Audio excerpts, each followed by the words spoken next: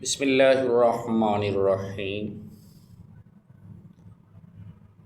প্রিয় ছাত্রছাত্রীরা, নবম, দশম, এইচএসসি সকল প্রতিযোগী পরীক্ষার্থীদের জন্য আজকের আমার লেকচারটা খুবই জরুরি একটি লেকচার।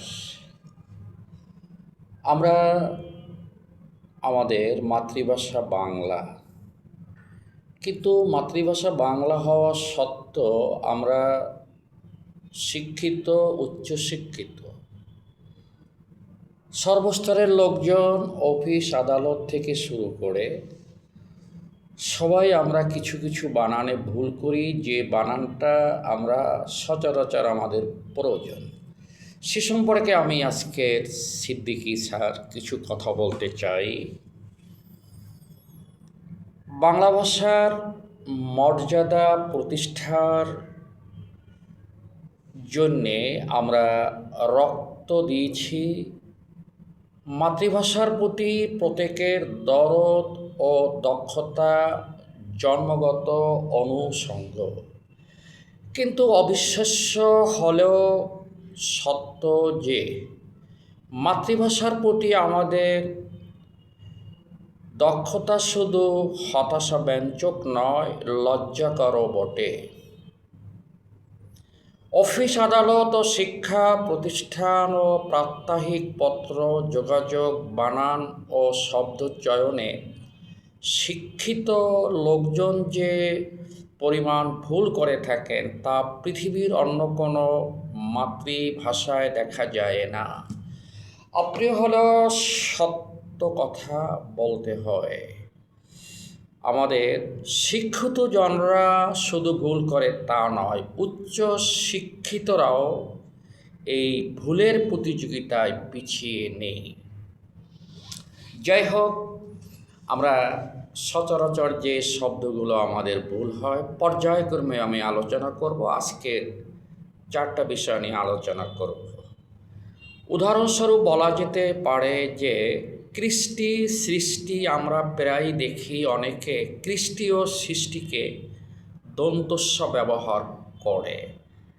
এটা ভুল, কেননা সত্যবিধানের একটি নিয়ম আছে, ঋকারের পরে মূর্ধন্যস্ব হয়, অর্থাৎ যদি ঋকার থাকে তারপরে মূর্ধন্যস্ব হয়। যেমন বৃষ, তৃষ্ণা, কৃষক, দৃষ্টি।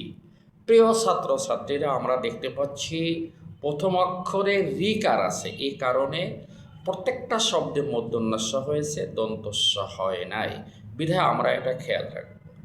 দ্বিতীয় নম্বরে আমরা যে বানানটা ভুল করি, অনেক সময় দেখা যায় খ্রিস্টান, স্টুডিও, পোশাক, ম্যাজিস্ট্রেট, এই শব্দগুলো লিখতে যে আমরা অনেক শিক্ষিত মানুষও ভুল করি। এই শব্দগুলোর ভিতরে মূর্ধন্যস্ব ব্যবহার করে, কিন্তু এখানে আমাদের দন্তস্ব হবে। আবারও কথা বলছি, এই শব্দগুলো লিখতে যে অনেকে মূর্ধন্যস্ব ব্যবহার করে, কিন্তু আসলে এখানে দন্তস্ব হবে। কেননা সত্যবিধানের একটি নিয়ম হলো আরবি, ইংরেজি, হিন্দি, ফরাসি প্রভৃতি বিদেশি শব্দে মূর্ধন্যস্বর ব্যবহার হয় না, দন্তস্ব কিংবা তালব্যস্ব ব্যবহার হয়। যেমন আসমান, শয়তান, সিলেবাস, স্কুল, রশিদ। আমি যে শব্দগুলো ব্যবহার করেছি সেটা আরবি, ফার্সি, ইংরেজি, ফরাসি বিভিন্ন শব্দ থেকে এসেছে, বিধায় এখানে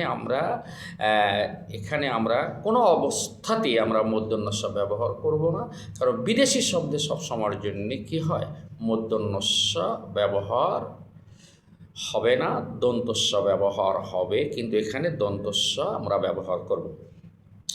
তৃতীয় নম্বরে, এটা প্রায় আমরা ভুল করে থাকি, গাড়ি, বাড়ি, শাড়ি, টুপি, ঘড়ি, জুড়ি, চাবি, দাড়ি, দড়ি, মারি, কলসি শব্দ বানান হলো ইকার, অর্থাৎ রসিকার দিয়ে লিখব, কিন্তু অনেকেই দীর্ঘ ই দিয়ে লিখি, এটা ভুল। অথচ বাংলা বানানের একটি নিয়ম হলো বস্তুবাচক শব্দের শেষে ইকার হয়। তো আমরা সর্বস্তরের মানুষ এটা খেয়াল রাখবো।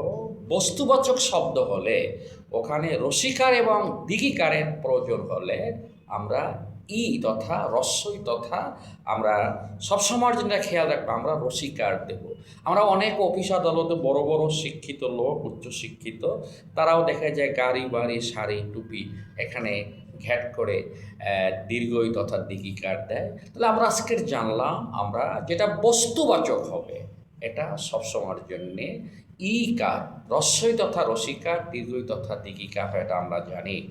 চতুর্থ নম্বরে এটা প্রায় আমাদের এসএসসি এইচএসসি পরীক্ষায়ও আসে এবং অনেক অফিস আদালতে আমরা ব্যবহার করি।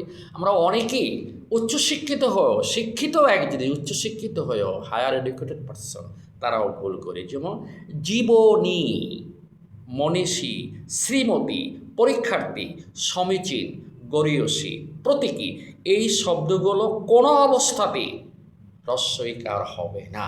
যারা এইচএসসি পরীক্ষা দেয় শুদ্ধ অশুদ্ধ আমি দেখেছি, এবং সামনে যারা পরীক্ষা দেবে কথা মনে রাখবা, এই শব্দগুলোর মধ্যে কোনো অবস্থাতেই রসিকার হবে না। শুরুটাও হবে না, মধ্যটাও হবে না, শেষেরটাও হবে না। যেমন পরীক্ষার্থী, এখানে দোনোটা দিগিকার হবে। সমীচীন, দোনোটা দিগিকার হবে। গরীয়সী, দুইটাই দিগিকার হবে। এখানে রস্যই তথা ইকার হবে না, দীর্ঘই তথা দিগিকার হবে। প্রিয় ছাত্র ছাত্রীরা, আজকের আমি তোমাদের সামনে সেই বানানের মধ্যে যেগুলো আমরা ভুল করি তার সম্পর্কে চারটে আলাপ করলাম। পর্যায়ক্রমে আমি আলাপ করব এবং আমি সিদ্দিকী স্যার অফলাইন অনলাইন পড়াই। তোমরা যদি কেউ পড়তে থাকো Bangla first paper, second paper, নবম দশম এইচএসসি, তোমরা আমার হোয়াটসঅ্যাপ নম্বর যোগাযোগ রাখবে। হোয়াটসঅ্যাপ নাম্বার হলো সিদ্দিকী স্যার 01926919621। এছাড়া আমার এক দুটো পাতা আছে, স্টাডি অফ বাংলা ইউটিউব পাতায় সিদ্দিকী স্যার, ওখানেও আমার লেকচারগুলো দেখতে পারবে। এছাড়া আমার ফেসবুকে একটা পাতা আছে সিদ্দিকী স্যার বাংলা এডুকেয়ার, ওখানে আমার লেকচার থাকে। তোমরা যারা নবম দশম এইচএসসি যারা পরীক্ষা দিবে বা একাদশ অথবা নবম, যদি তোমরা বাংলা প্রথম এবং দ্বিতীয় পত্র পড়তে চাও আমার কাছে আমার নম্বরে যোগাযোগ রাখবে। আমি প্রায় তোমাদের লেকচার দেই, আমার লেকচারগুলো শুনবে।